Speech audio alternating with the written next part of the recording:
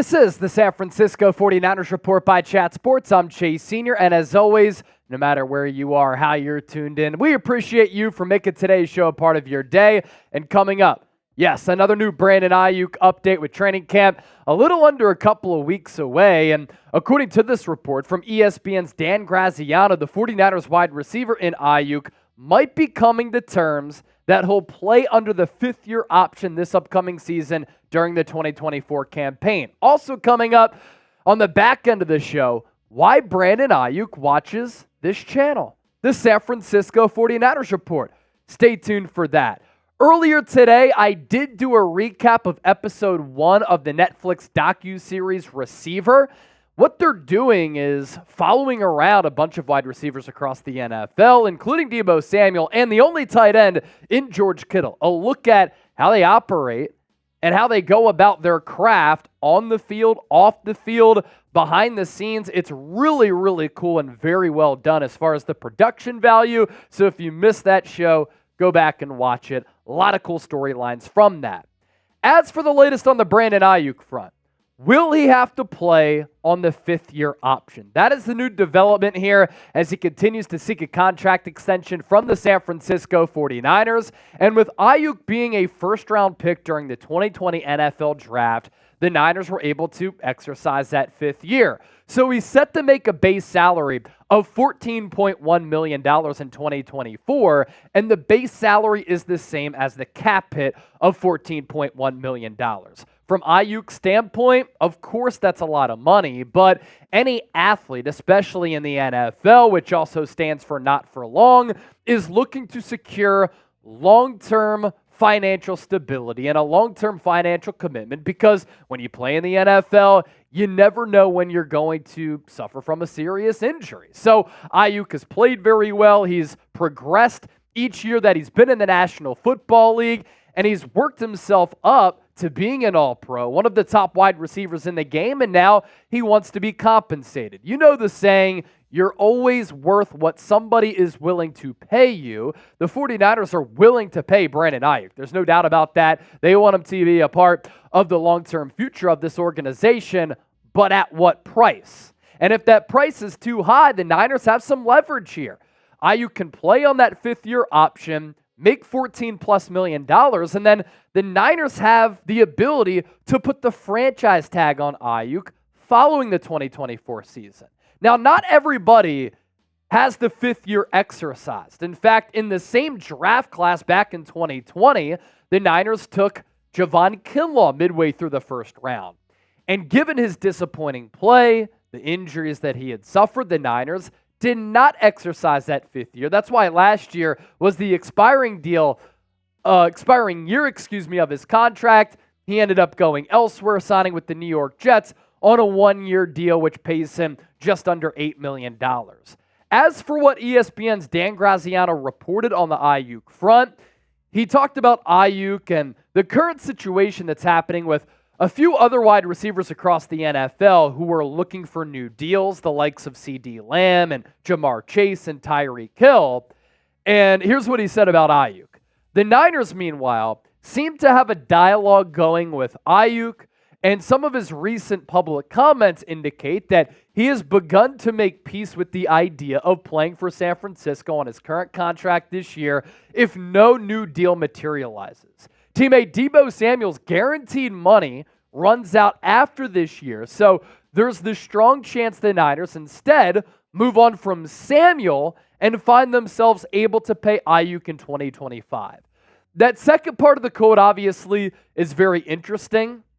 And we've talked about the Niners potentially moving on from Deebo after this year because of that component, that he doesn't have any guaranteed money left on his deal. So could San Francisco be understanding of that? Ideally, you get a contract done with Aiyuk this offseason, but if you don't, then next offseason you could pay Aiyuk, let Deebo go, and then Aiyuk's salary pretty much replaces Deebo's salary, and you're able to save some coin. My takeaways also from that Dan Graziano report, it's good that there's dialogue between San Francisco and Aiyuk. It beats the other side of what that could be, and that's both sides not talking, Aiyuk demanding a trade, him pouting, him being miserable, and failing to have a meeting in person with the Niners organization. Instead, they seem to have a good relationship still, which is obviously what you want between a team and a player who they love and a player who loves the San Francisco 49ers. There is also still ample time to get a deal done. We're recording this show on Thursday, July 11th. The Niners get training camp underway July 23rd, so just under 2 weeks away. And San Francisco has a couple of things in their favor. Leverage because of that fifth-year option and the franchise tag. But with that Graziano report, has Aiyuk made peace with it? I feel as though he just kind of threw that part out there. Aiyuk clearly wants a new deal. He doesn't want to play on that fifth-year option because he wants that long-term financial commitment so that he knows that he has some money coming his way over the next several years. I disagree with that part of it. I don't think that Aiyuk has made peace with it. As for point number 2 right here, ample time to get a deal done. Look at when these recent Niner contract extensions have occurred. George Kittle did report to training camp during the summer of 2020, but did not sign his new deal until August 13th. Fred Warner got his contract done right before the start of training camp on July 21st. So even that is a long while away from where we stand here right now. Deebo Samuel did not get his contract inked until the final day of July, and then Nick Bosa, the outlier, the first week of September, right before the season opener. It is prediction time for the faithful watching the 49ers report right now. Let's hear from you down in the comment section. The future of Aiyuk will be type 5 for he's going to play under the fifth-year option, or B, he gets a bag.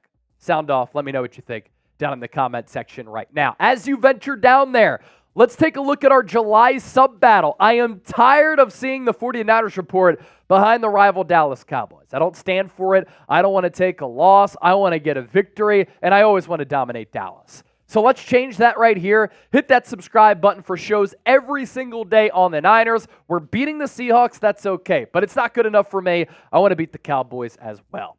More from Dan Graziano here on the Aiyuk and wide receiver front.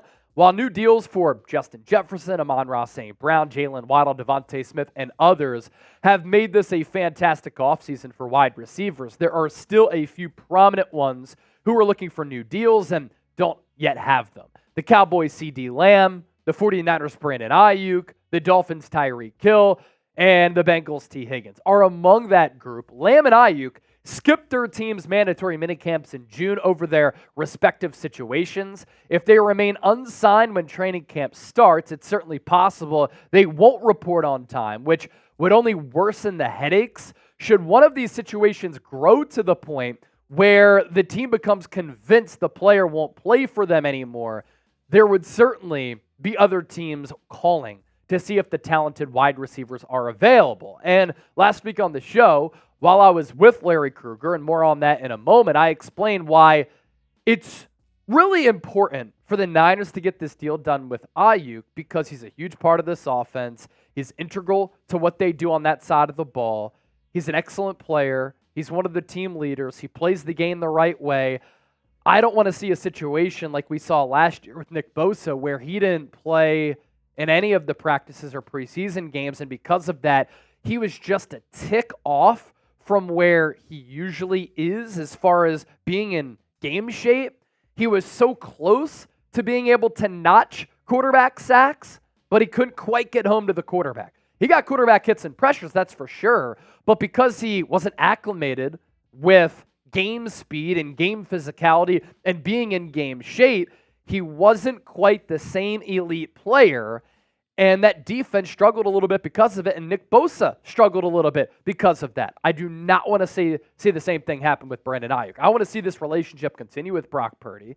I want to see this contingent of excellent offensive players on the field together at the same time, building off of what they did last year when they were the best overall offense in the National Football League. My prediction is this. This has been my prediction all offseason.